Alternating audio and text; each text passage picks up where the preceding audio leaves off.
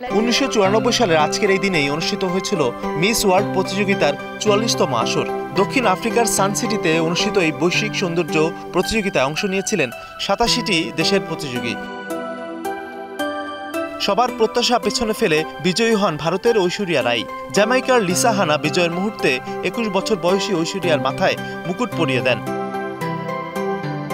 জয়ের মুহূর্তে ঐশ্বরিয়ার পরনে ছিল কারুকাজ করা নজরকাড়া সাদা গাউন, সঙ্গে সাদা গ্লাভস ও মাথার উপরের দিকে বাঁধা টপ বান হেয়ার স্টাইল, যা তার আভিজাত্য বাড়িয়ে দিয়েছিল।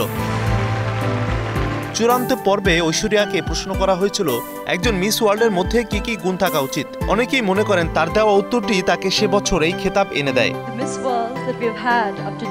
ঐশ্বরিয়ার উত্তরটি ছিল, আজ পর্যন্ত যারা মিস ওয়ার্ল্ড হয়েছেন তারা দেখিয়েছেন তাদের হৃদয়ে ছিল প্রকৃত মমতা। সেই মমতা শুধু বিত্তশালী মানুষের প্রতি নয়, সুবিধাবঞ্চিত মানুষদের প্রতিও।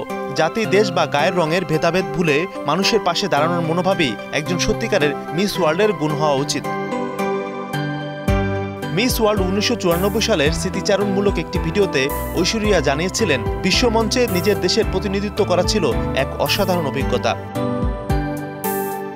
Mazharul Tamim, star news.